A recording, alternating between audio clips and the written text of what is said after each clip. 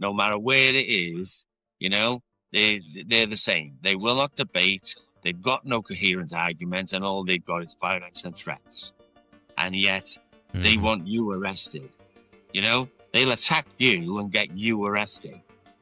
This is the thing. And the police are all too keen to go along with them, and as you said, all they have are violence, threats, and lies. In my opinion, lots and lots of lies. When I went to prison, I went to Wandsworth. I got 6 months. Yeah, you briefly mentioned it. Yeah. Well, we went to London to a protest, and we were attacked by ANTIFA lefties in the subway, and this girl went for me with a stick. Right? It was like 2 broom handles taped together with a anarchist flag on it. She came running up the steps towards me with this stick waving at me, so I pushed her down the steps and she smashed her face in on the floor, and I turned around and there was 2 police there, grabbed me, arrested me, but I wasn't bothered. I just said, okay, no problem, get the CCTV, right? She attacked me with a stick. She admitted attacking me, right? I went to court and I got jailed for 6 months, This is why it's not worth getting into hassle with these lefties, It's just not worth it. Because she was saying on Facebook, she's an anarchist, she hates the police, but she'll use the police to get me jailed, And in court, she said, yes, I attacked him. Why did you attack him? Because he's a fascist and he doesn't deserve to breathe the same air as me, is what she said, right? And I was convicted because I was saying it was self-defense. I took 1 step forward to push her. And because I took that 1 step forward, they said it wasn't self-defense. But like now, I don't see the point. There's too many people who really want to get into a confrontation with the lefties. It's not worth it, It really isn't. Because they're quite happy for you to hit them as long as they get you locked up, right? And that's why that's what they want. Yeah, that's why when we do the bridge drops, like you came to our bridge drop, we don't announce where we're going, right? Because if you announce where you're going and they've got a little bit of notice, they'll turn up, 30, 40 of them, shout, and you'll have 2 hours of them loudspeakers, and it's just a pain in the ass. Like, it gives me a headache, makes me feel nauseous, right? So we don't tell them where we're going. We just turn up, do what we need to do. Like the Roos Airport, I've not been to any of the protests there, but we've done bridge banner drops near there. There's no bridges really, but we just stand on the roundabout with the banners and everything. We've done that like 3 times. We do it on a night when they don't know we're going there. So there's no lefties, there's no trouble, there's no need for any police to be there either, And this is why they hate us so much, because they can't interfere with us, because that's the way we do it. Other people announce their down because they want the lefties to go there. They want the confrontation because it's, like and subscribe. They like the hassle because it's good viewing, But I'm not interested in that. All I want to do is make my point. I want the public to see our banners. We get new banners made all the time. And, like on that bridge the other night, thousands of people saw us on there, right? We had a little bit of abuse, but the majority of people supported us, didn't they? And the lefties can't interfere with it. That's why they hate it so much. It's no secret now that the native people of Britain, in the respective countries that they call home, have been second-class citizens in said homes for a long time.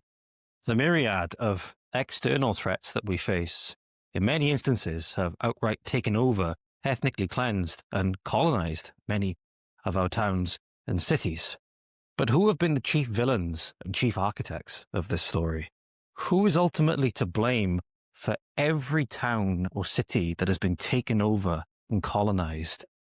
Who is ultimately to blame for every case of religiously motivated paedophilic gang rape?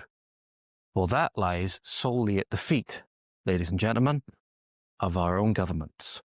But as the native population begin to wake up, as the anger and discontent manifests more and more and more at their second-class treatment in pursuit of their ultimate eradication, the state has turned against them more and more and deployed every asset at their disposal against them, something my guest today knows all too well. My guest today, ladies and gentlemen, is Mr. Joe Marsh, a long-standing voice and figure in British and Welsh nationalist politics, having been involved in EDL, BNP, and Patriotic Alternative, to name a few of Britain's nationalist initiatives. You know, I started out, I joined the BMP years ago when I was like in my 20s. One of the first people when they set up the EDL. I've been with Patriotic Alternative as well. A lot of people know me in South Wales because I'm probably the most well-known far-right activist in South Wales, you know.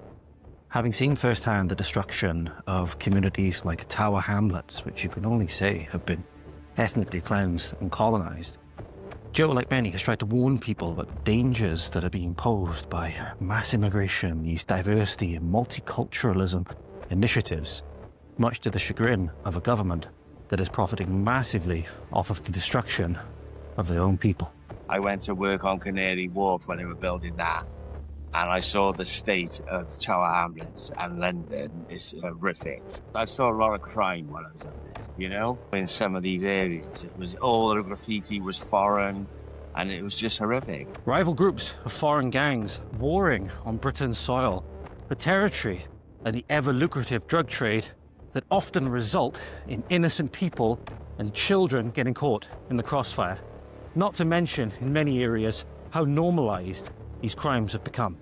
A 9-year-old girl getting caught in the crossfire of what appeared to be two gangs of rival Turkish people that were operating in London, like two rival Turkish gangs that were operating in London. Albanians killing each other in the drug trade. So really?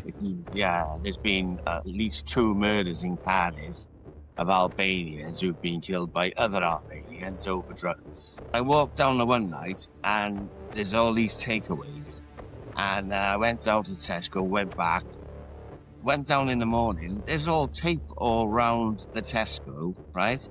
Like police tape. And on the floor, there's all circles drawn on the floor where they've drawn around, obviously, bullet casings, right? The hypocrisy, the seeming endless stream of left-wingers and liberals that are the first and loudest to champion the supposed success, utopia, that this multicultural paradise of Britain is, when in reality they live in some of the least diverse and most ethnically homogenous areas of the country. All the while, their people that are living in these areas could not be screaming for help any louder. A lot of the people then want to champion a lot of the left's initiatives like diversity, multiculturalism, all of these other things.